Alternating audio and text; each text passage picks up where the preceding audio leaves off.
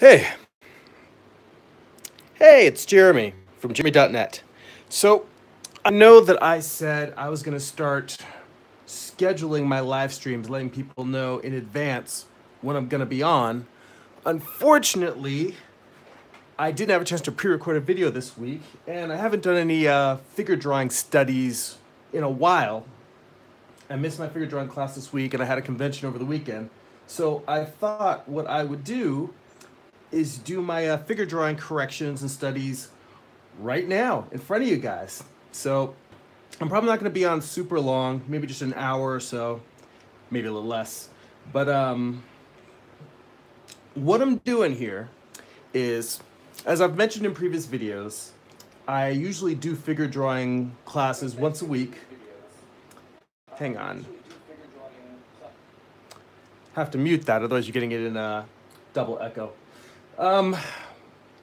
Well, usually what I do is I take figure drawing classes once a week, and I take a lot of the drawings from class, and when I have time, I sit down and I restudy the drawings that did not come well. The ones that had anatomy problems, volume problems, proportion problems, whatever they are.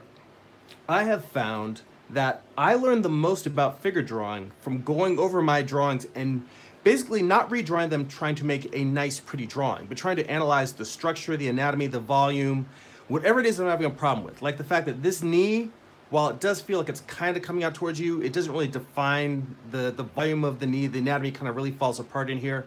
Whatever details I want. If I have a drawing that I don't like or I'm not happy with, I try to sit down and do studies from that. And sometimes it's the whole figure, and I'll do multiple versions of it. Sometimes it's just one particular piece of anatomy, a hand or an arm that I don't like, and I'll redraw that. So I'm going to sit down and share some of these with you as I go. All right.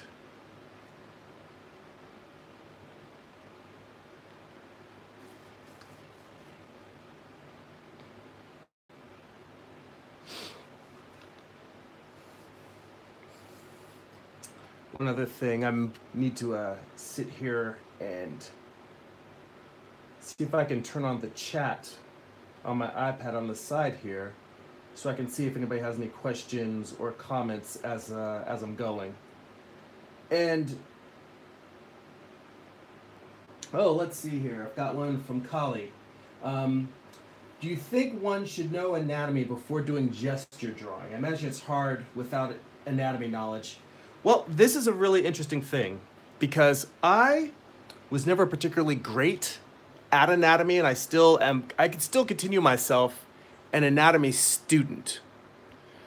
But the thing that's interesting for me is that as opposed to waiting until you know anatomy well to start doing figure drawing or gesture drawing, drawing from models, I find that the two help each other. And what I mean by that is as you start drawing gesture drawings without necessarily knowing much anatomy, you'll start getting a sense of the flow of the figure and the form. And while you're doing that, if you go back and forth, like you may spend a few days doing gesture drawings or a particular gesture drawing class, and there'll be things that you'll try to draw and they won't come out well. And they won't come out well because you'll actually realize, I don't understand how this part of the body fits together or what it looks like from this angle. And then you go back, you do anatomy studies. You open an anatomy book. I actually own probably like 4 or 5 different anatomy books. And a friend of mine was just asking me about that today, and I gave him some recommendations. My 2 big ones I recommend are Atlas of Human Anatomy by Stephen Peck. And then the other one I use is Anatomy for the Artist by Sarah Simblett. And that one has a little bit more photo reference, which I find is interesting because when we're learning to draw, one of the big things that I know that I had problems with in anatomy was trying to translate the sketches and drawings and diagrams that were in anatomy books into what I was looking at when I'm in a class in front of a model.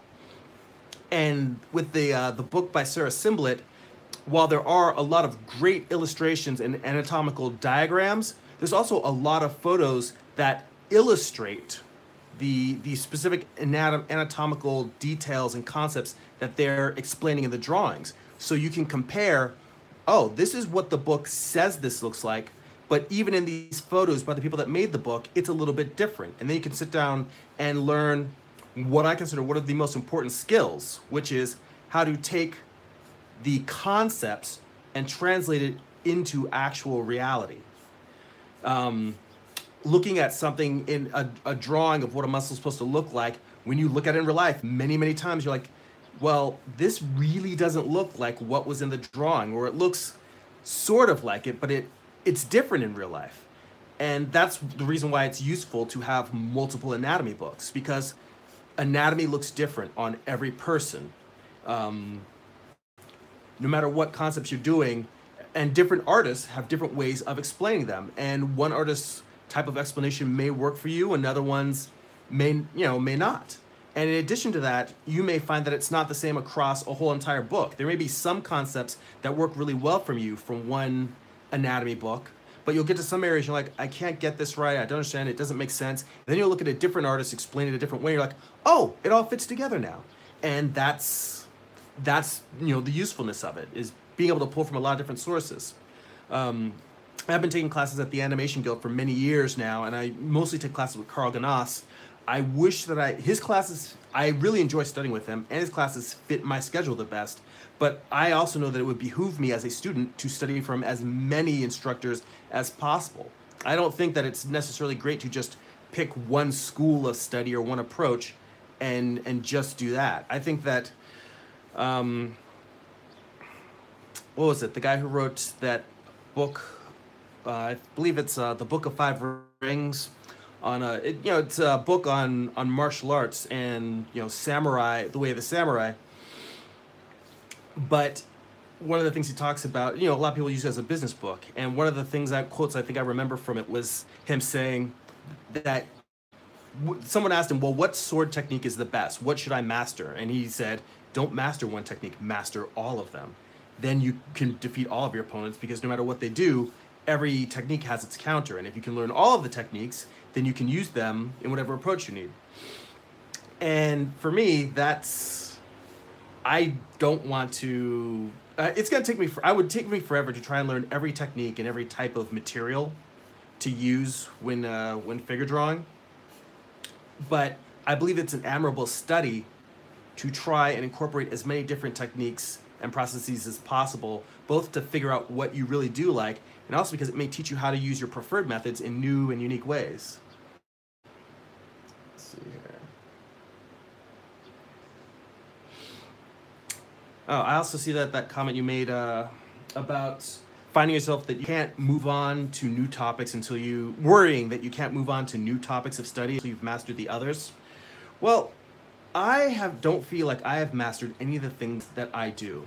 I mean, a lot of my videos, I show my work doing comic books, and I show my brush inking work, and I've had people say very kind things to me about it, but I feel like I've tried to ink with a brush many, many times over the years, and this is the first time in my life where I've actually been able to do it consistently with any type of control.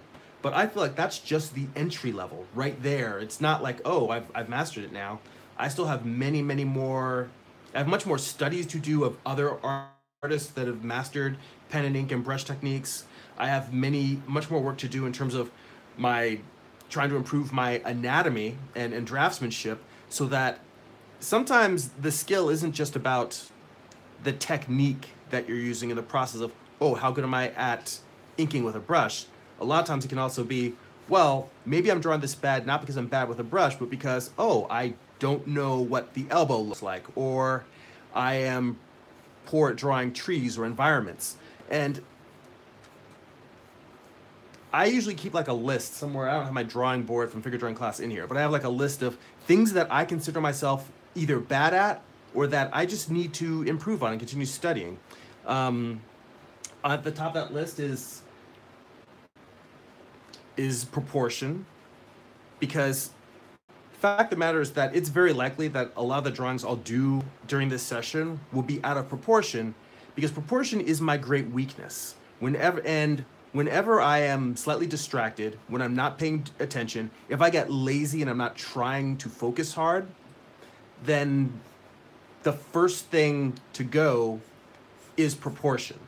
And not that this is your guys' fault, but because I'm talking to you guys and checking over at the chat and seeing what's going on, I'm doing these multiple things while drawing. That alone, that level of distraction is probably going to throw off my my proportions quite a bit. But that's part of the reason for practicing it. It used to be that I couldn't talk to people at all while I was drawing. Then it got to the point where, for the most part, I can hold a conversation where I can listen very well while drawing, and then I can reply with yes and no. So it's great for me when I'm hanging out with a group of people and I'm drawing, sort of like hanging out there and participating. But it's more like I'm listening to the conversation and then responding. When I'm actually driving the conversation, it's much harder for me to draw. I mean, in a way, I don't know how YouTube would be able to do this, because there would be all kinds of problems with mods and moderating. But actually, no, it wouldn't necessarily be hard. I was going to say, it would be much easier for me to do this if I can just draw and then just could listen to people talking to me instead of actually having to stop and look at a chat. But even that, I could just have a Google Hangout or something and invite people. So that might be, oh, hey, American Swordfish. I know that you missed me last time, so I'm glad that you were able to make it on here. And Royal Zach, how you doing? Hang on a sec. The chat will not stay visible on my screen while I'm doing this, which is what I really wanted to do. Let's see. What's the best way to get good lighting when you're not drawing during the day? Well, I don't know. This may get really, really wonky, but let me see if I can pull in my lamp so you can see one of them. Let me see. All right, yeah. So this is just a regular, lamp that you could buy for like 10 or 15 bucks at like a table swing arm lamp, a swivel lamp that you can get at any office supply store. So I have an angled figure drawing table. I'm not drawing at a flat table. As a matter of fact, let's pull my camera out. I can show you a little bit of my setup. So this is my drafting table. It's an angled drafting table. There's a big, panel at the side, or a big bin for all kinds of art supplies and crap and all that. Then I got my iPad over to the right so I can monitor the chat. And then I'm actually recording this on my phone. I'm streaming from the phone. But now you can see I've got these two lamps, and the bar that's going across the top here, that bar is a clamp that's actually holding my phone. And a lot of this stuff looks like it might be expensive equipment, but I think it will stand itself that I have the clamp going into. I think that was like maybe 20, 25 bucks on Amazon. And then the actual arm that's up here was maybe another, 15. And I think that this clamp might have been 10 bucks. So, I mean, the whole thing, yeah, if you don't have a lot of spare income, then it might be a pain in the butt to invest in for doing figure drawing. But if you're somebody who actually wants to live stream, the setup is actually not that expensive. Oh, but you were asking mainly about lighting. And so I have these two lamps, as you saw, by the side of my figure drawing table.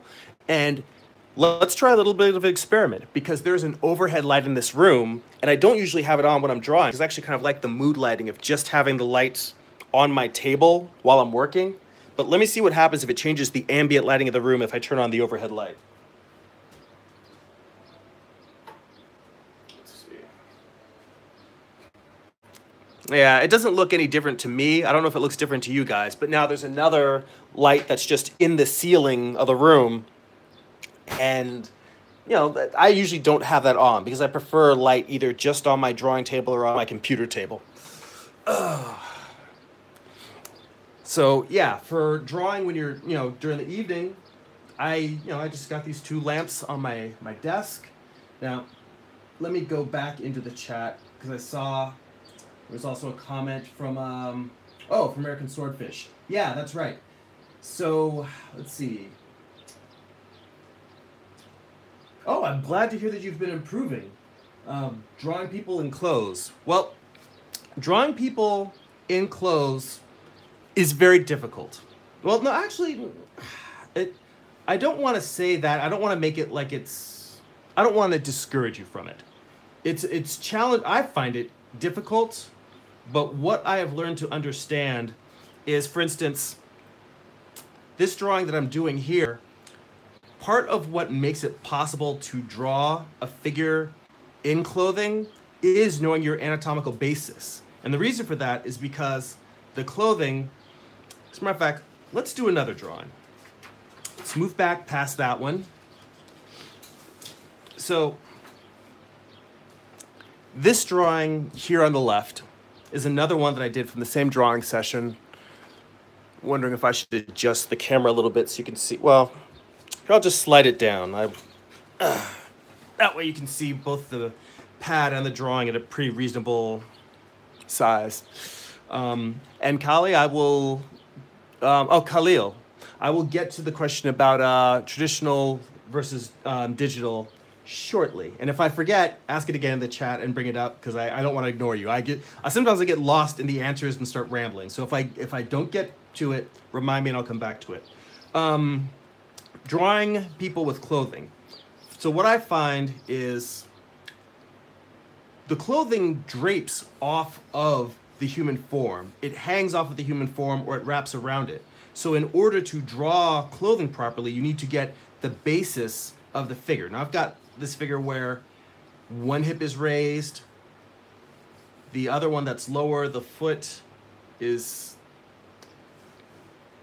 coming, now see, this is, I think the reason why I drew this is because this is a problem drawing. The way that this angle is done, it really feels like I should have the foot either one coming forward or one coming back. And since the shoulder here is coming forward, you know what, I'll just have the foot coming forward. I'll make that decision there. But yeah, it's one of those where in this drawing, let's say this is the ground plane here, I kind of have them at the same level. And with this hip dropping down, really that foot should either be going back in space and you're kind of looking more towards the top down of the foot, or it should be coming down below here and should be coming, not way down, but should be coming forward in space. So these are one of the things that, like I said, my proportion goes if I'm not paying attention. In this side, I'm gonna consciously make a choice to make the foot a little bit more forward so it's like slightly ahead of where the other foot is. Now, I'm getting into the weeds here, getting away from the thing about clothing. But point being is that, you know, with this hip up, you're gonna have this shoulder down, have the arm, the fans. So let's put that in their hand. Now see, that's a really basic stick figure of the figure that's here. Once you do that, then it becomes the question of, well, what is the clothing doing? Now, around her waist, there's a short skirt. She's wearing something very much like an old Western costume that the woman has. You can't really see the details in here because this was a quick of those details. But sort of I believe that she had a bustle in the back. It's kind of like a long, crimping, curly skirt. Now, her waist is up here, and there's a corset. But below the waist, the fabric is sort of wrapping around, and maybe it's even going in and out, kind of scalloping. Then there was another part of the skirt that kind of does the same thing but lower, and it goes down, and then it goes over this leg and then back down again, and then it comes behind her and it swings all the way down back to the other side. See, the real challenge in drawing clothing is understanding that hair is hard to draw.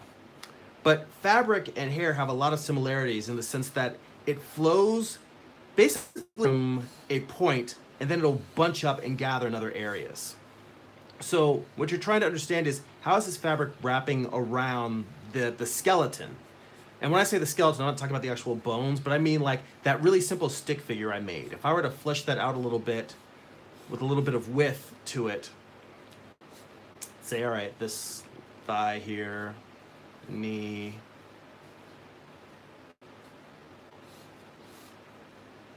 get her calf in there.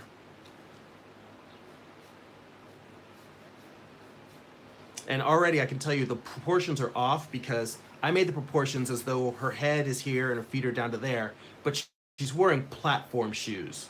And I remember that detail I got in, and those boots were very high. So in reality, her feet, while they might be ending around here, the boots would go down about that far. Like they were really thick, like thick heeled boots, like probably like 3 inch, something ridiculous. So her foot would come all the way down to here, and then she would get the boots here.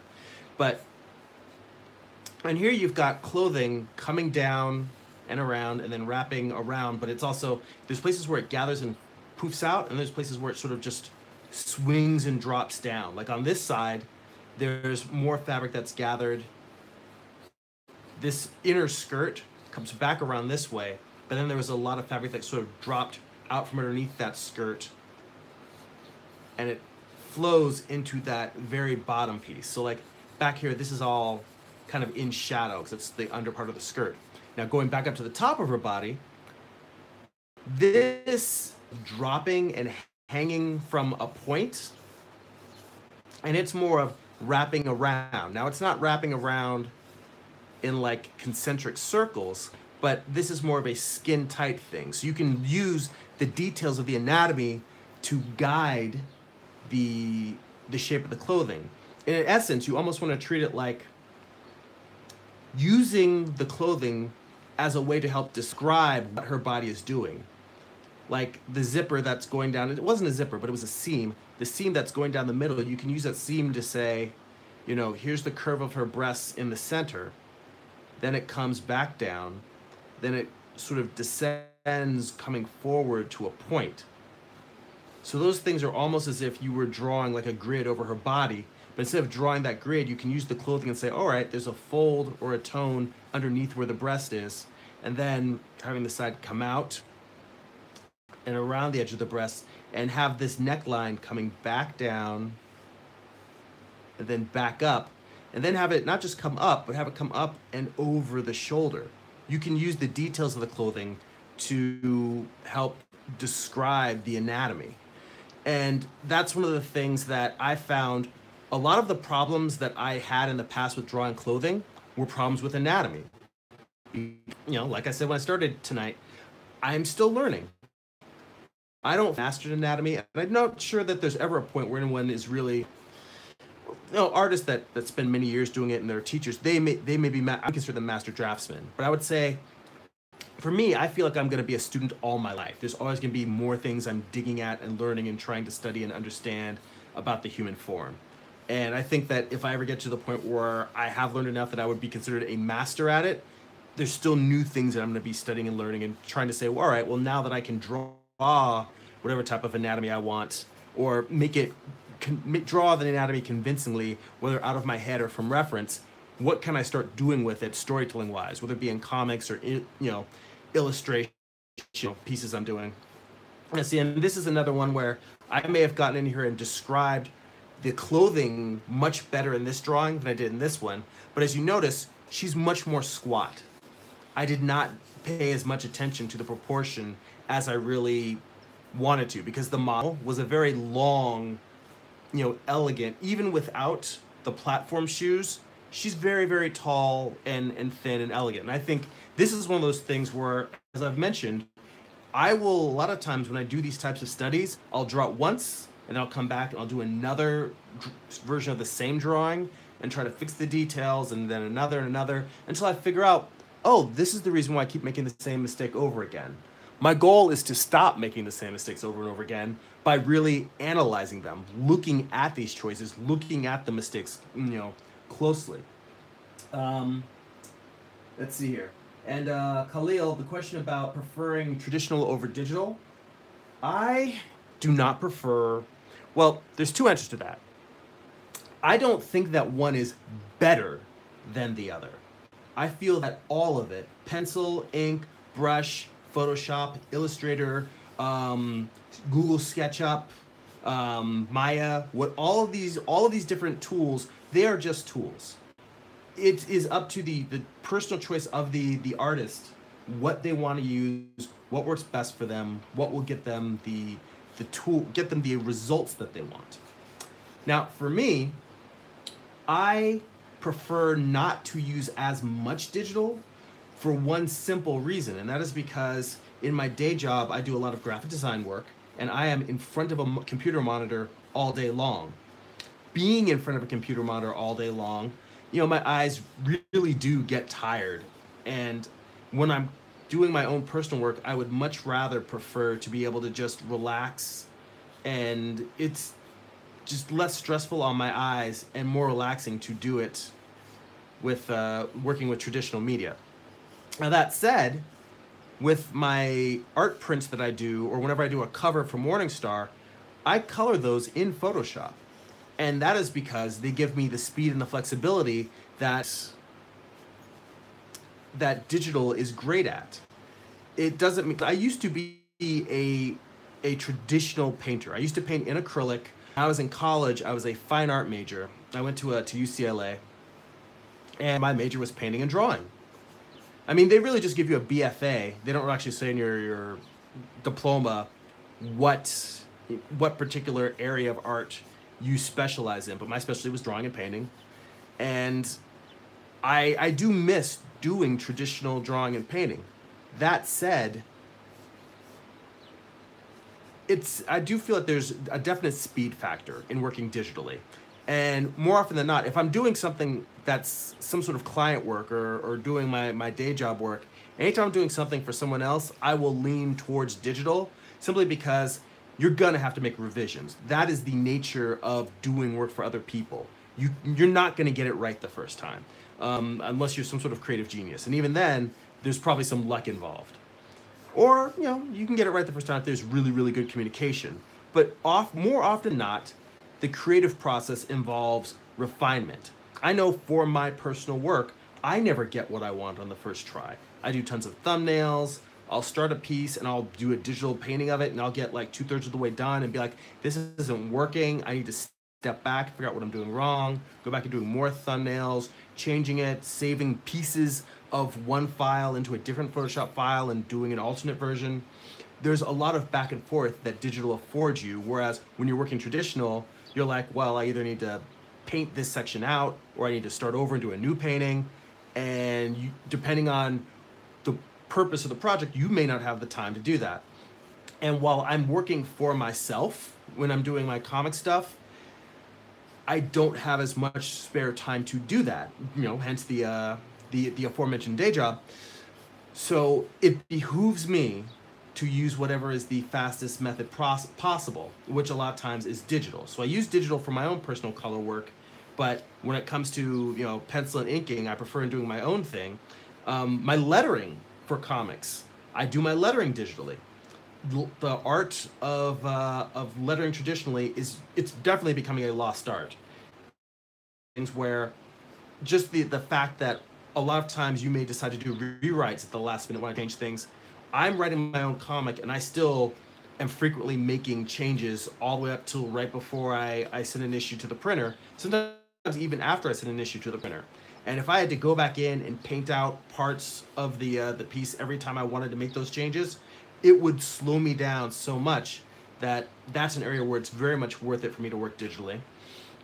That said, I have considered for some of my color pieces, I haven't been painting in a long while, but I'm thinking about just taking some of my rough pieces. The way I work when I do comics is after I get my rough pencils, my rough layouts done, I will print them out on Bristol board in a light blue, and then I'll ink those pieces.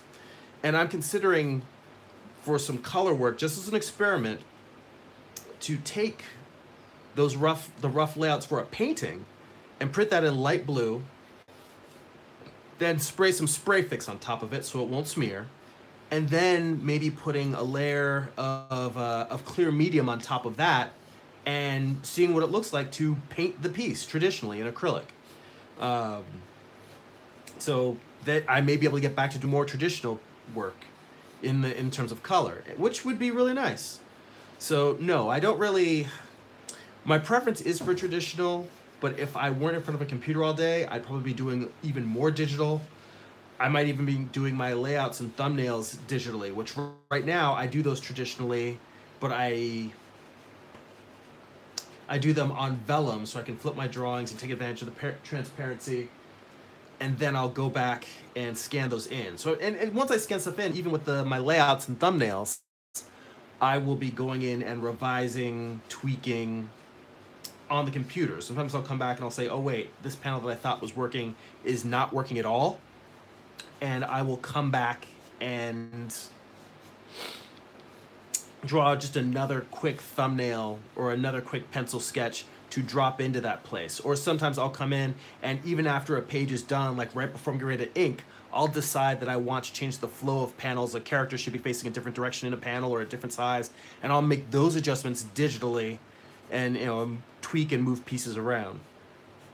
Now, I've gone in and this is one of those cases where I may have over-exaggerated it, but considering that this one was so squat and that she has a more elegant feel here, notice I did all of this work trying to work out the body before even putting any clothing on.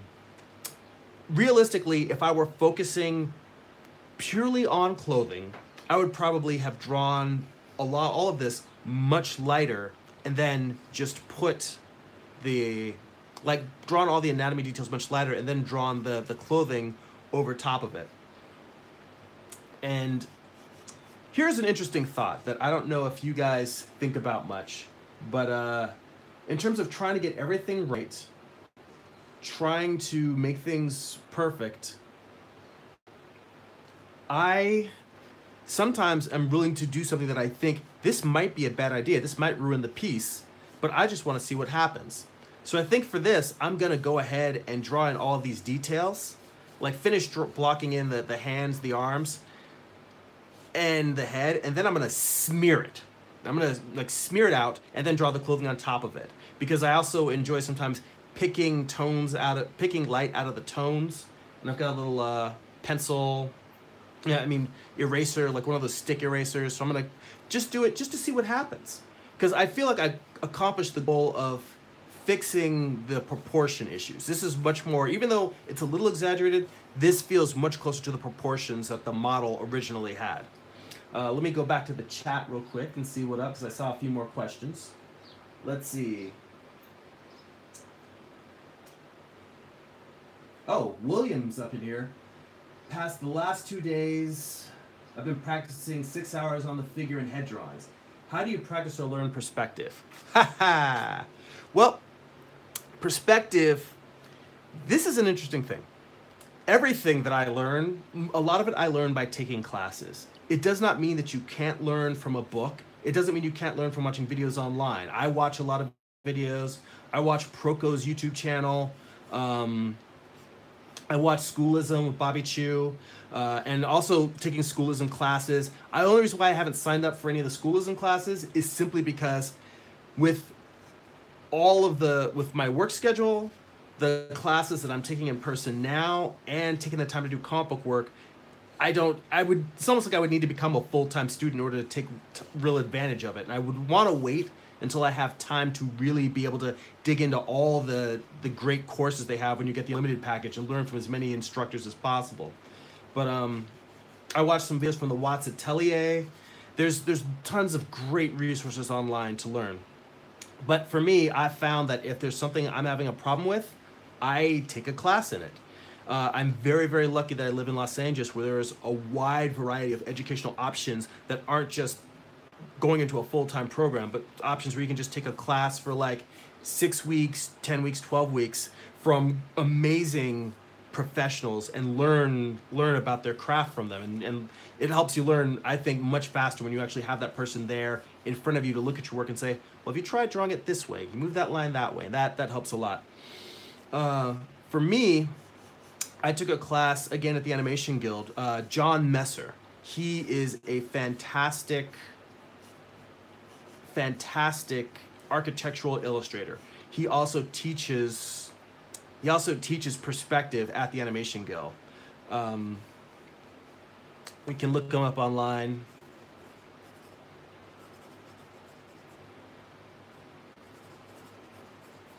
In fact, he might even have a YouTube channel. If he doesn't, he definitely has an Instagram, but you should look his work up. He's great. He's who I studied with for, I didn't actually take his perspective class. I have been wanting to take his perspective class for a very important reason, and I do intend to take that class. But what I did take was I took his environmental drawing class. Now, first, the reason why I wanted to take his perspective class is because of what I'm doing here.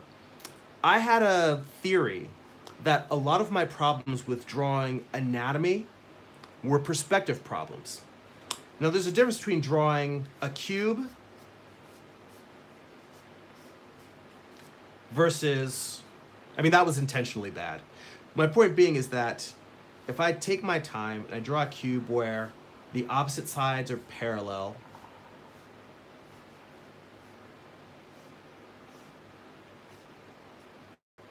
and even this one, it's not perfect, but taking your time and drawing a cube in perspective.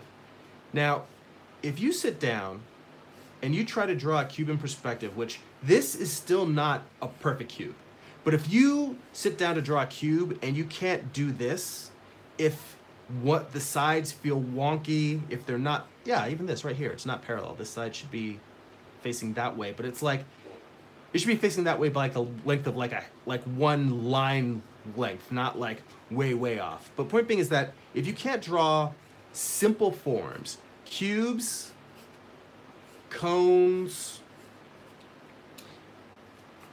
you know, spheres, cylinders, these are the primitive shapes. I'm sure you've seen people talking about how these shapes are the basic building blocks for any figure drawing, and pretty much any drawing, really. Like Scott Robertson, that's another thing. He's another one you should look at. I mean, he definitely does more vehicles and mechs as opposed to organic forms. Peter Hahn, who I've never taken any classes with, but I've watched his videos. All right, I'm getting on ramble. But my point is that if you can't draw these basic forms, these basic volumes in perspective, then you can't really draw. How can you expect something as complex as the human form, which is made up of all of these things, to be in perspective? Like the upper torso. I've been taught to conceive of it like an egg, but whenever I'm trying to draw it in proportion, it's way easier for me to conceive of it as a box. And the importance of this is that I can say, all right, here is the, you know, the front plane. It's going back in space a little bit. I'm able to see the side of said box. And maybe that might even be too much of the bottom, but let's say that she's tipped back a little bit. And that's the bottom. The advantage is that then you can look at the lower body, the pelvis, and you can say, all right, it's going to be tilting the other way. Maybe you can even see a little bit of the top of that, or maybe it's completely flat, like head on, when you're still able to see the side of it. And then once you do this, you can say, all right, well, that's the basic shape, but in reality, it flares out more because her hip goes out. You may add on to that box, or you may carve away from it. But that's the advantage. That's the reason why I wanted to study basic perspective, was actually for learning anatomy, for being able to make my anatomy more specific. Now, and I saw some more comments in the chat. I will go back through and get those. I'm going to go a little bit more on this perspective, because perspective is a complicated topic. You know what? I'll leave that there for a second while I talk. Damn it. Dropped a binder clip. I have a few different books. Let me actually grab them, because I have a bookshelf by my drawing table for my reference books. I pull these out while I'm working all the time. Let's see here. This one. Let's see. The first one I've got here is Perspective for Comic Book Artists by David Chelsea. And this book, it's basically, if you've seen Understanding Comics by Scott McCloud, this book is basically understanding comics, but for perspective. So it is a comic book about perspective. It's actually sort of told in a comic book, comic book layout. Through narrative, they explain different perspective concepts. Much like Scott McCloud has himself as a cartoon character in his book, David Chelsea appears in this book as he explains his concepts, and he walks you through very simple, basic concepts into increasingly more and more complex ones. This book is fantastic. I love this book.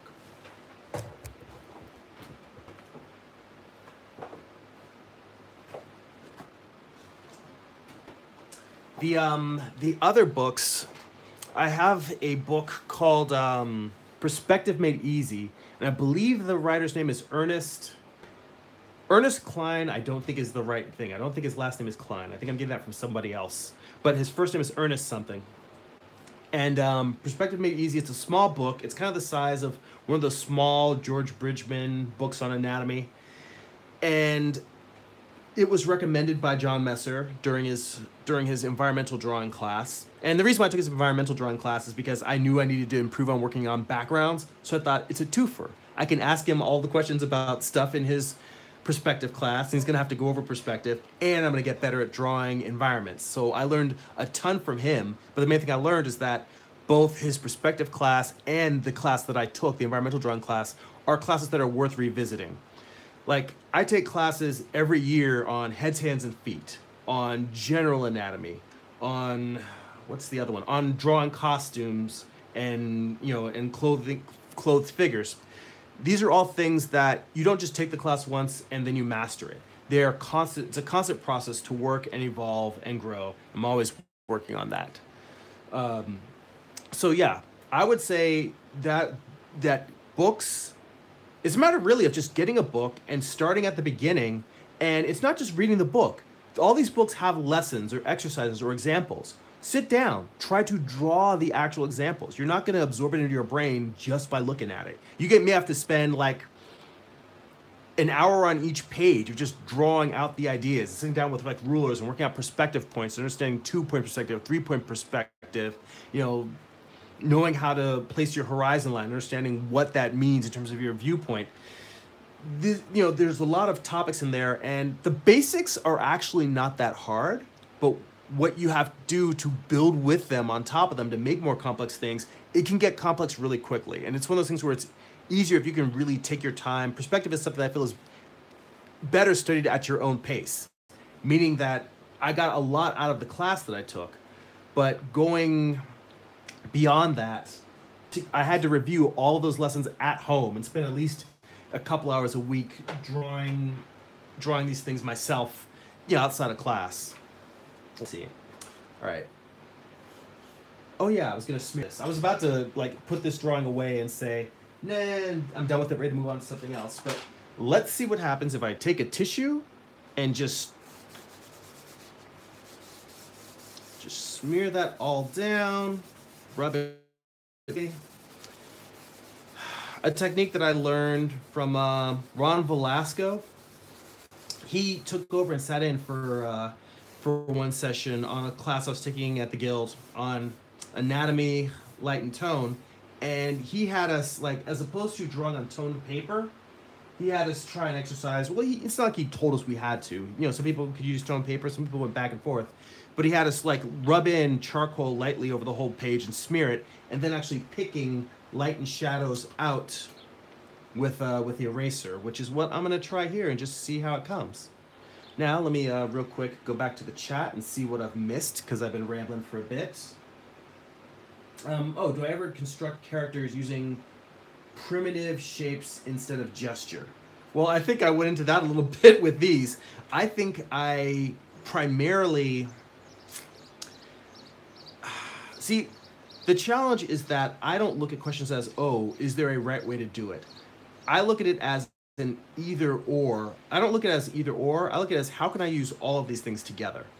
Like, you saw that when I first started blocking in, you may not have seen it, I don't know when you came in, but when I first started drawing in this figure, or actually it was probably this one, I started with a simple gesture of, here's the torso, one shoulder is down, one hip is up, one leg is up, one leg and hip is down, the other shoulder is up, and the head was facing this way. But as soon as, like, for me, that's the gesture drawing. This little stick figure of just, figuring out the basic position, basic angle of the hips, the direction of the head, and then just, you know, one arm coming down, one arm on the hip. But once I get this, I immediately go into primitive shapes. You know, like these are the shapes, that's what I was talking about when I was blocking in this, in terms of, you know, and you can use, you don't have to use a, you know, cubes necessarily to do this. You can start by doing the pelvis as a sphere. It'll end up being a half sphere, really, cut off. And then doing the, this is something that I learned specifically from Carl Ganas about using an egg shape for the torso. So you can do that and then just sort of figure out, well, how to define what's the underside of this shape. Let's say that this pelvis cut off that sphere and make it more of a half sphere. And I'll put construction lines in there, kind of a center line, which the line that actually runs from our collarbone, down our body, down our abs, through our belly buttons, all the way to the crotch. That line is called the linea alba.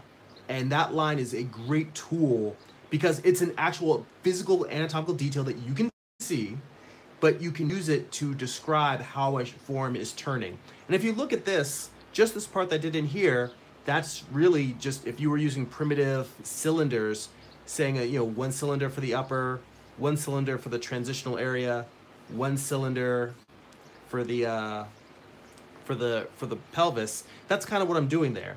And then let's say that I want to say, all right, cylinder that's going slightly back for the upper, for the leg that's raised. Then, you know, the second cylinder. And really, as opposed to a cylinder, it's more like a cone because it's getting smaller towards the ankle from the knees, and also from the knee going out up to the hips. You can say the same thing about that. It's simpler to describe it as a cylinder, but in reality, it's a much more complex shape because it's got muscles wrapping around bone. It's this complex organic form. But you can simply say it's a cylinder. You can describe it slightly more by using it as a cone that doesn't come to a point. So yes, I very much use, it's not that I just want to use gestures to block everything in, and it's not that I just want to do primitive shapes. And this is a choice. It's important to remember that people often like to, you know, pound on saying, well, this is the way to do it. I don't agree. I think that whatever you do to get the results that work for you and that makes the art that you want, that's your process. I think it is important to learn as much as possible about different people's process. And I think it's important to learn some of the best practices that people say in terms of this is kind of the fundamental ideas of anatomy. But even with that, there's areas where people have debate about different concepts. But I kind of look at it like I will just drive a drawing off of a cliff just to see what happens. I think the whole process for me is let me just try things and see what happens, because I learn to stop being so afraid of making mistakes. Everybody, stop being afraid of making mistakes, because mistakes are how you learn. Very few people are perfect right out of the box. Very few people get it perfect and they're brilliant. And we are goal-oriented beings, human beings. We want the reward. We want people to say, oh, you did a good job. Oh, that's great. Oh, this is a beautiful drawing. We want that reward. We want the gold stars. We're always seeking to get things right, to be perfect. We're like, well, I don't want to make mistakes. But it's not like, oh, I made a happy accident and something cool came out like an ink splatter. It's more that sometimes you need to understand what you don't know and what you're doing wrong in order to improve. That means doing it wrong, making the mistake, saying, oh, this is a bad drawing. But instead of saying, oh, it's a bad drawing and someone's yelling at you and making you feel like crap for it, it's, oh, this is a bad drawing. Here are some anatomical details I don't understand. Here's some ideas I don't understand about putting primitive forms together.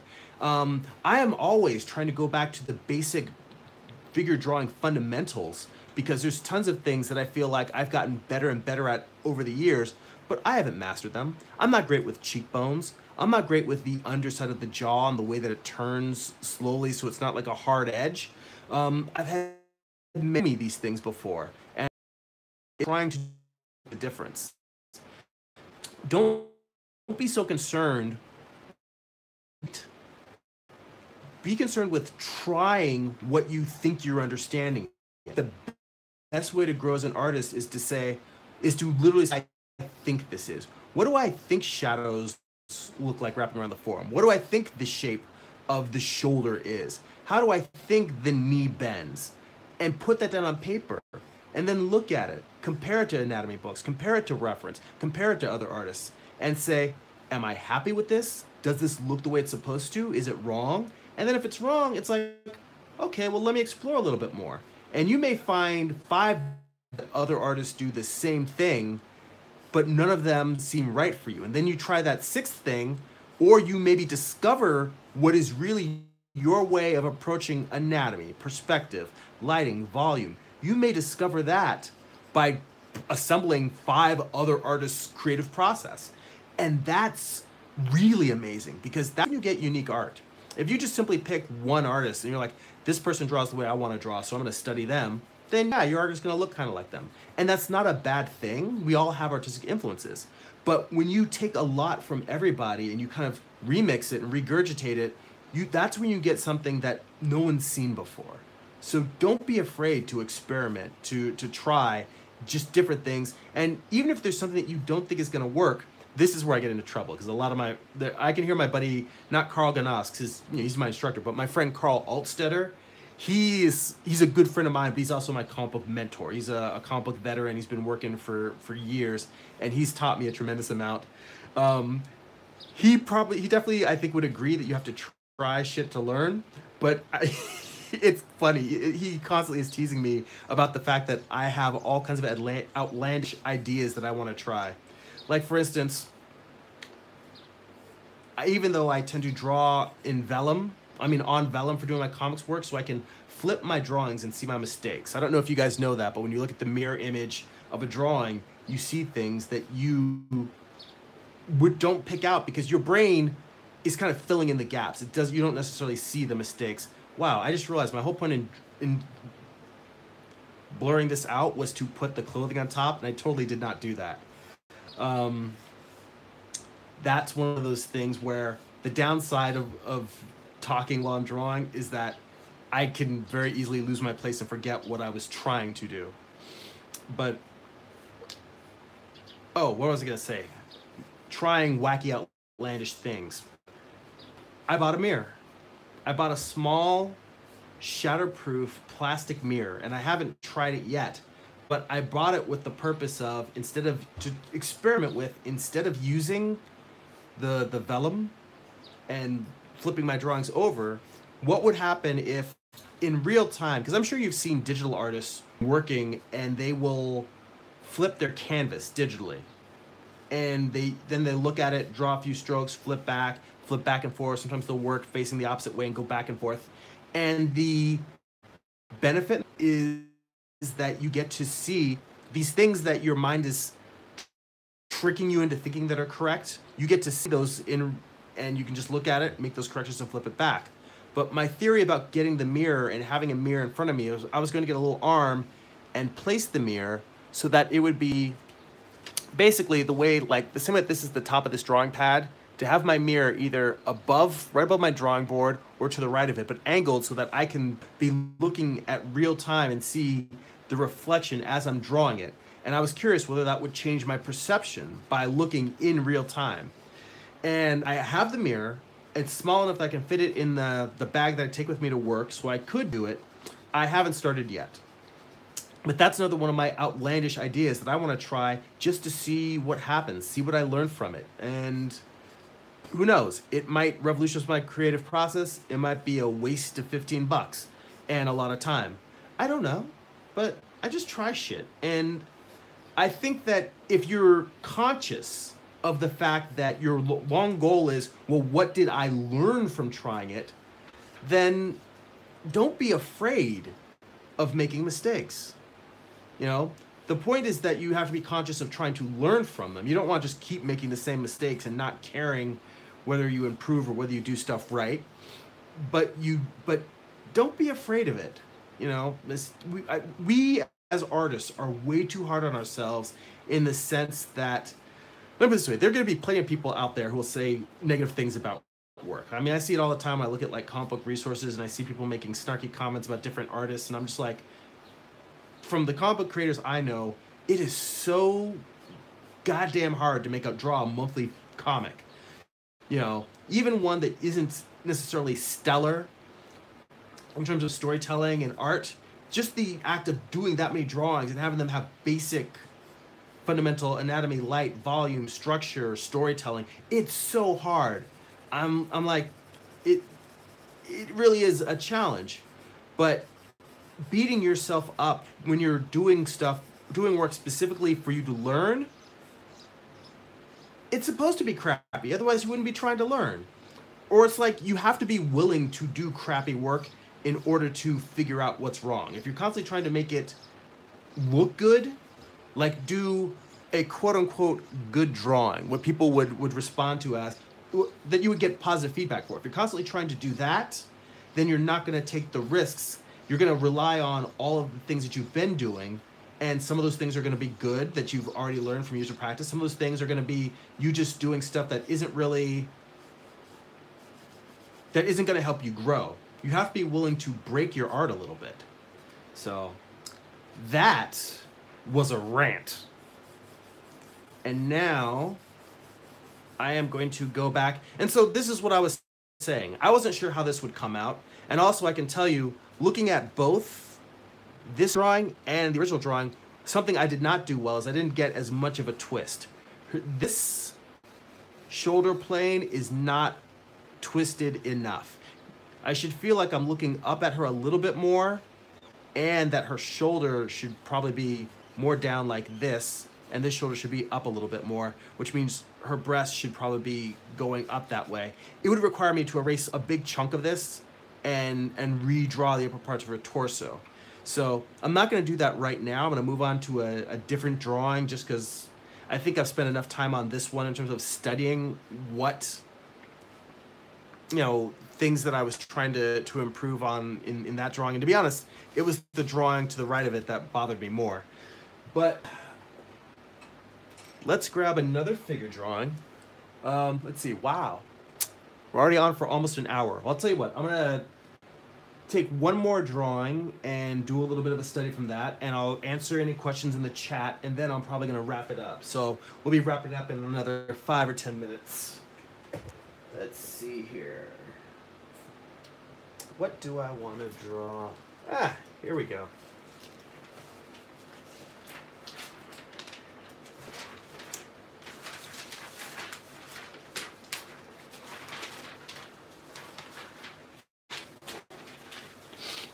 I think this will be interesting because chromed back into position. Never let it be said that I'm not clumsy as all hell. I used to run track and field in college, and my coach said I ran the 110-meter high hurdles, and I ran like the state championship in my event in high school. But my college coach said that I had to be, without a doubt, the most uncoordinated hurdler he had ever seen. And it is true. When I'm in the zone and I've got what I'm going, know what I'm doing, I can physically be pretty on point. But in general, I can be also super klutzy, mainly because I move with determination. I'm one of those people who I'll go boom, boom. I turn quickly, I move, I make very sharp movements. And because of that, I bump into shit. So let me see what questions I have missed. Let's see here. There's a few here. All right, so primitive drawings. Oh, another question. Let's see. I have a question that's been in my head for a long time. Is based on the sketch that some elite comic artists use to construct their comic pages. They make the figures so simple and clean, like they don't use guidelines for a line. Positioning the pose in space is really intriguing. Well, I think, I see Rich on there, and you've taken Carl Ganass's New Masters Academy course. Yeah, I love studying with Carl. He's funny, he's brilliant, and he always poses things. It's almost like being in a kung fu movie where it's like when you can snatch the pebble from my hand, then you can draw the figure. Like he always has these little gems of knowledge that almost, it's not like he's being obtuse, but it's almost like a riddle where he's saying, this is a simple concept, but here's a poetic way to look at it. Why don't you marinate on that and see if you can really absorb the lesson within what I'm trying to tell you? Like he's very fun. I love studying with him. Questions about drawings that are super clean and simple? Well, I will tell you this. I am the wrong dude to ask that question. My drawings are all dirty and rough, and pretty much anything that I do, like all my comics work, this stuff in here is what my pencils look like, and then I scan it in, I adjust it to a really light tone, I put it out on Bristol board, and then I ink it. I am horrible at doing very, very clean pencil drawings. This is a piece that I finished recently, and I can't remember if I live streamed it or not as I was working on it, but I was doing Medusa, and it's, well, I think I call him Medusa's consort. I used to call it Medusa's husband. But the idea is that he's a statue wrapped around her. So Medusa is sleeping, and they're spooning. So the idea is that's supposed to be romantic, but yet a little bit creepy because of all the snakes, but, you know, also very fanciful in terms of fantasy with the mythology, just the idea that it's Medusa. But I started with a very, very, well, it's not crude, but I started with a rough pencil drawing, and then in red pencil. And the reason why I do red pencil is so that I can actually see the difference between the lines that I drew first and the corrections I make. And you can very faintly see the red behind this, but I basically went in here and made a lot of tweaks. I adjusted a lot of the details in here. But even this, hopefully it won't get blurry, but I'm gonna try and bring this close to the screen so you can see these still aren't super clean, super crisp drawings. Like I know, you know, there's artists like Jim Lee or Philip Tan, like artists who draw work that is so immaculate and crisp that it feels like it didn't come out of human hands, like it just fell out of the universe. I'm not that guy, and I don't know how to do work like that. The most I can tell you is you can work on doing very, very rough drawings. And well, let me bring the vellum back one more time. The nice thing is that you can work on something like a material that has transparency like vellum, and then put another sheet on top of that and try to make very simple, clean lines, and then put another sheet on top of that and keep working until you have a drawing that's as clean as you want it to be. But in order to develop really clean lines, you just have to practice a lot. When it comes to doing your underdrawing, the advantage is, I mean, not advantage, the approach that helps is it may not seem like you're putting a construction line on, but let's say I was this drawing over here that I'm going to draw anyway. I'll start by saying, okay, I will very lightly draw the arc that is the whole shape of, in fact, I got to make this a longer arc because the hands are also up. So like, let's say that this arc is the arc of the body, and then the hands arc up out of that. You might draw this very super lightly, and then you'll say, okay, well, if this is the top of the head and the bottom of the pelvis is the midpoint, then you may put a very light line in there. Then you may make then you'll start to separate the limb. You'll say, all right, this leg is going back a little bit and down. Now I'm looking over here in the chat, and it's very, very light. You can still see it. I'll make it a little bit darker. But my point is that I'm drawing with, what is this? 4B Generals. So these are not, you know, a 6B is like drawn with ink, but 4Bs are still pretty dark. But if you draw very lightly, you can still not put a lot of marks on there, and then what you can do is draw all of those details like I do with the Medusa, work out the entire figure, work out the limbs, the volumes, the head, and if you draw that really lightly, then you can come in and just hold it with a normal pencil grip and just draw, here's the head, you know, here's the neck, and like you're really just almost tracing over your light drawings. Here's the collarbone, you know, here's the sternum, you know, here's the rib cage. You can draw that stuff super, super lightly as you're underdrawing, and then draw hard lines on top of it. So that, as far as getting to very, very clean drawings, that is my closest approach when I'm trying to do something as clean as possible, but I'm not an expert at it. I am by nature a messy drawer. In fact, my influences are guys like Bill Sienkiewicz, Ashley Wood, David Mack, people that do stuff that's a lot more painterly, a lot more expressive. The reason why I don't, on the surface, why there aren't as many of those like paint splatters and ink washes and all of that, is because I was doing work that looked like a shitty version of their style for a long time. And I realized the reason why they can make that expressive style work is because they understand their fundamentals, their anatomy, their composition, their proportion, their volumes. They've mastered those things. So when they put a paint splatter on top of something, or like for Ashley Wood, he has very long-legged, distorted women and robots and creatures. His stuff works because he can sell it convincingly. He can distort volume and light and anatomy because he understands it so well.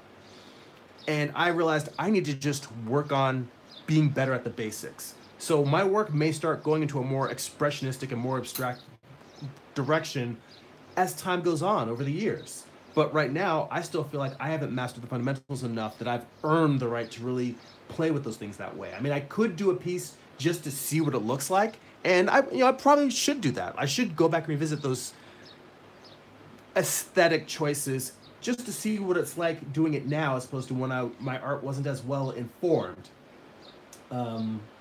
But right, I probably will do one of those. But right now, my goal is just to continue to improve at the fundamentals while doing my comics with what the skill I have now.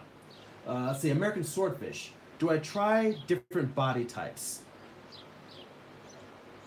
Yes, I do try to draw different body types. In fact, when I did Morningstar, when I started it, I intentionally, there's 3 lead female characters. There's Gabrielle, who's the female version of Gabriel. And she probably has more of the stereotypical tall, athletic, Amazonian body type. Like she's kind of like a Gal Gadot. There's another woman, Ariel. She's an archangel who, I don't know if I really conveyed that she's supposed to be of Native American heritage, but she is Amazonian. She's very, very tall, but she's broad-shouldered and broad-hipped. And she does have large breasts, but it's not in terms of like, oh, ooh la la, sexy, she's got big boobs. She is a tall woman with a broad frame and broad shoulders. She's probably closer to, well, actually, Cocaine Pam in Archer is probably a bad version. But if you're watching the current season of Archer, Danger Island, she's probably maybe a slightly sexier version of that current version of Pam. So she's big, she has curves and hips, but she's a stockier woman. And then there's Remiel, and she's young and waifish. And I know I might be playing a little bit of negative stereotypes in the fact that she's an Asian character. So she's like a young, waifish, kind of a skinny girl with long hair, straight hair. And I kind of like wanted her to look like, I definitely wanted them to look like the youngest. There's like one who's like, who feels very like teen-like. She's, probably around like 17, 18-ish type of build. I mean, they're angels, they're immortal creatures. But, I purposely gave them different body types. That said, I still don't think I have as much diversity in terms of the physicality across men and women in my comic as I should have. And I'm trying to be aware of that going forward. And for people that naturally really pay attention to the world around them and draw diverse body types, that's great. That's what they should do. For people who don't do it, like myself, it has to be a conscious choice. I need to make myself aware that I'm not doing it, try to push for it more often. You bringing it up here reminds me that I need to be aware of it, and that's a good thing. So I'm trying to have more diverse. I do draw different body types, and that's another thing. Figure drawing class. The models are young, they're old, they're skinny, they're heavyset, they're muscular, they're some are obese. There's all kinds of body types that we get in figure drawing class, and that helps tremendously. So let's see.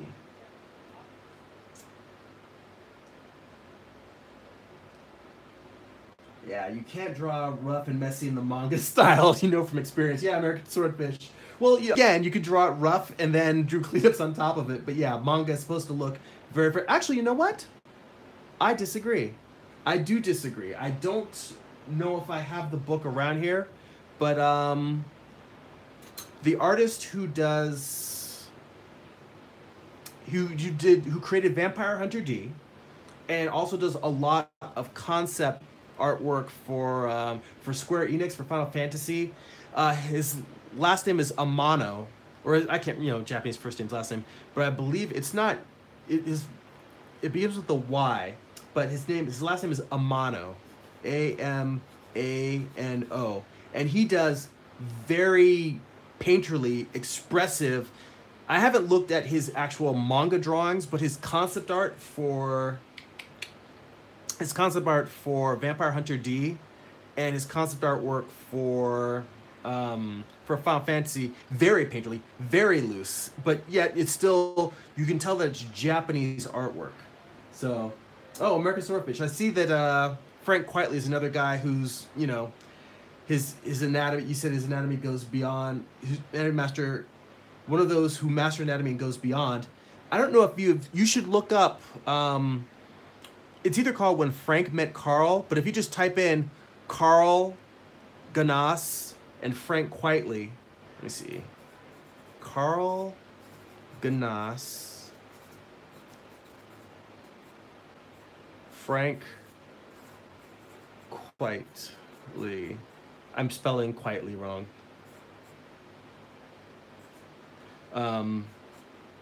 Maybe there's no I. Point being is that if you do a search for them, Carl went on a trip to Italy. He had an exhibition over there, and he also did some touring in Europe to teach and lecture.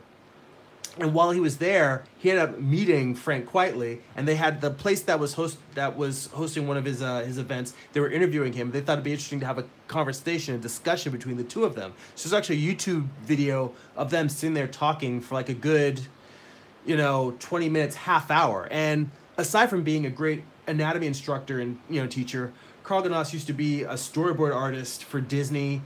He's done storyboarding for years, as well as like doing anatomy consulting for different film projects. So the idea that he also knows story extremely well and gives lectures about storytelling. So while he was there, it was interesting to have them talk about the comic book process and storytelling in comics versus storytelling in film and animation.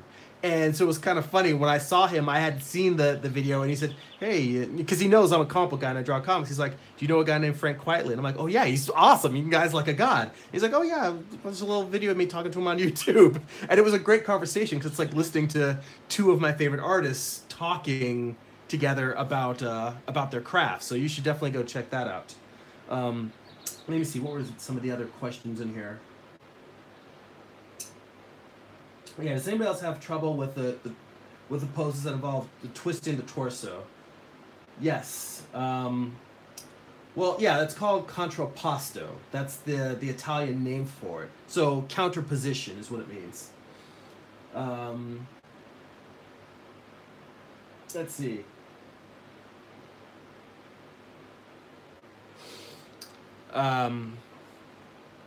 But yeah, I will tell you that it's one of those things where you need to study it and practice it. This is one of the places where going to figure drawing class and looking at live models helps. And maybe if you can't get a live model, then ask a friend to pose for you. Or take a photo of yourself in a pose that you want, and then like have that as reference to look at. But that idea of drawing cubes twisting and saying, well, I can do the cubes twisting, but I can't do the bodies. What I would literally do is I would just take a blank sheet of paper. And at the top of the paper, draw, okay, here's a cube for the upper torso.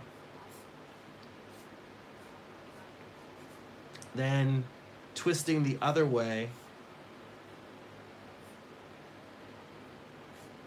Here's a cube for the lower torso. And you got to make sure that you don't make the twist so exaggerated. The fact that this plane, that this upper torso is facing this way, I've got this twisted the other way, but you can't twist it in the exact opposite direction. That's too much of a twist for the body.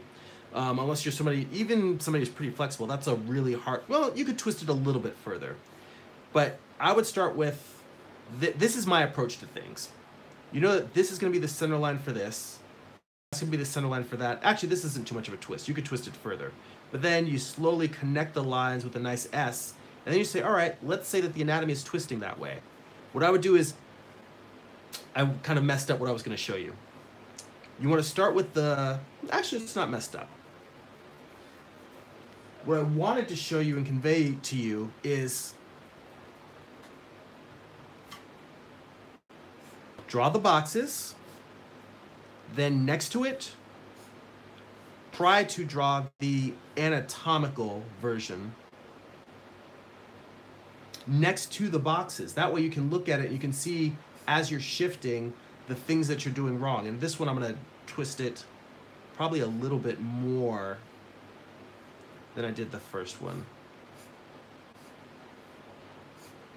So, but the point is that on one side you draw just the cube version. The next side, draw the same cubes, but put the anatomy over it. Put the rib cage over it. You know, have the abs that go all the way down to the bottom of the pelvic bone and latch on there. I've got a skeleton that I keep on my figure drawing table. It's not actually by the table, it's behind me, but I keep it here in my art office specifically. It's like 3 feet tall, specifically just to look at, so I can study anatomical details.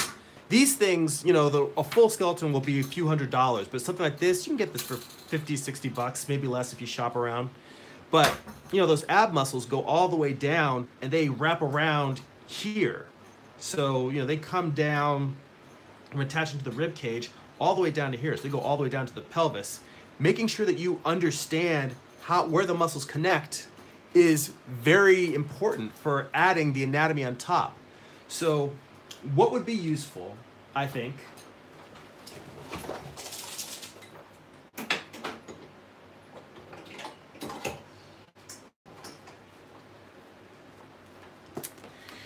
for studying contrapposto,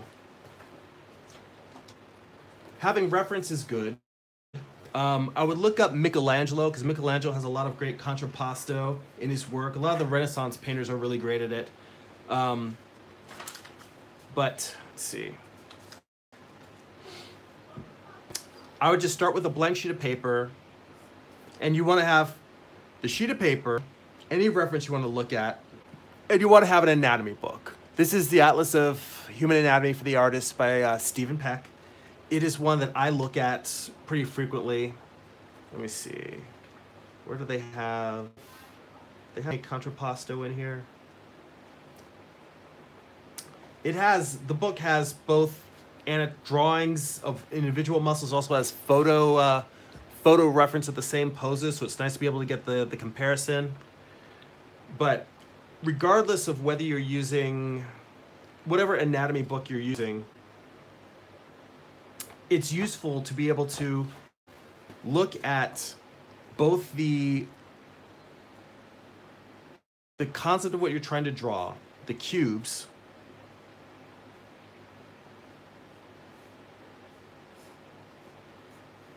and then, let's see, that's upper torso, lower torso, and then next to it, same thing.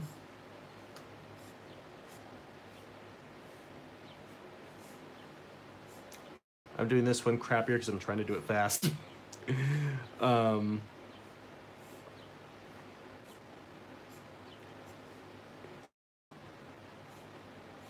this is one of the things I was talking about perspective earlier.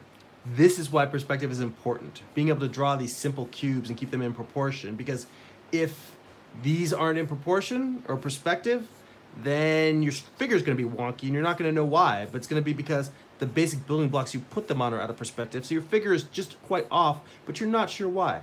The point is you draw one set to figure out what is the structure you want. Now, the second one is the one you draw the anatomy over, but you have an anatomy book with you so that you can look and say, all right, what is the shape of the muscles when they twist? Or what muscle, where is the muscle coming from? Where does it start to, like, let's say it's turning. You want to say, all right, are there also muscles on the side? Perhaps the rectus abdominis. You want to add those on the either side of the abs. Say, all right, how are they going to twist? You know, do the abs go up into the into that arch below the pecs? Yeah, they do. Do they spread out a little bit as they start to wrap around the side of the rib cage? Yeah. So you can sit down and you can look at not just one drawing, but flip through. You know, there's a section here. It's got, you know, multiple photos in this book. It's got, let's see, where is the torso in here? Looking at the bones in the anatomy book while you're doing this. The idea is to just do a whole sheet where you've got, you know, block and then drawing, you know, blocks and then drawing, blocks and then drawing. And you want to, with each one you do, try to figure out what's wrong, why it doesn't look right, and analyze it. And you can learn more from your bad drawings than you can from anyone else, because everything you do that doesn't look right, don't just say, oh, I didn't get it, this sucks. Say, once you develop the skill to ask yourself, what is actually wrong with this? And to be able to come up with an answer. Coming up with the answer of what is wrong is the research. That's looking in the anatomy book. I see American Swordfish on there. Yes, drawing from life too, and drawing from the eye. Being able to actually look at the human form and analyze it. Very, very important. All of these things work together. Everyone's looking for what's the one thing that's going to make me a better artist. And it's not just one thing. You have to study from books, study your own work, try to improve, study art history, study the figure from life. It's an ongoing process. You have to pull from a lot of different sources. So it is an ongoing, it is the never-ending battle. There was more I wanted to say about this drawing that I have here, but I'm running out of time, so I'm going to save this, and the next time I live stream, I'm going to come back to that. And hopefully I'll be able to schedule these streams in the future and let you know what I'm going to be working on. I'm going to try and get back to live streaming while I'm working on comics as well. But let me go in here. Let's see if there's any last minute questions. Let's see. Book on artistic anatomy. It seems very medical in nature. Well, Rich, I can recommend a few different books. Now, this one I think is a fantastic book. I love it. It's got a nice combination of drawings as well as, you know, it has diagrams of actual muscle and bone. It's got sketches where it just kind of shows the structure and all that. It also has photos, as I showed. This book, Anatomy for the Artist by Sarah Simblett, I love this book. A lot of people don't like drawing from photos because it sort of flattens out the form. Sometimes it's hard to understand. But for me, like, the idea that you can look at a muscle, like, you know, look at something complex like the shoulder blade, and it then will show you in there, so this is what the structure looks like going on underneath. And then you can actually see, oh, here's where I can see the bones on the surface. The rest of it disappears underneath there. And being able to look at stuff like the back part here, saying, oh, I can see here's the actual elbow. Here's where there's actually, you know, the muscular surface is covering it, but there's places where the understructure is sticking out. You can see, you know, here's the shape of the shoulder blades and how the shoulders sit on top of it. So this book is full of details like that. It's got very descriptive. Let's see, where's some good drawing in here. You know, it's also got very detailed anatomical drawings as well as great photo reference. So these two books are probably the ones I use the most when I'm doing reference. Let's see here. What else?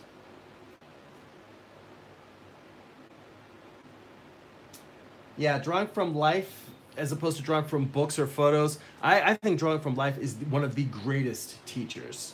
So, foreshortening, I see you in there, Drake, and unfortunately, I've got to bail, but I will try to make it a point to talk about foreshortening as well. So, guys, thank you so much for. Oh, Bob Ross. Maybe I'll do my tribute to Bob Ross. Get my happy tree on. Guys, thank you so much for joining me on the stream. Thanks so much for all the great questions. And I hope you guys have a awesome night. Go, you know what? Take out the pen and paper or the charcoal and go be creative.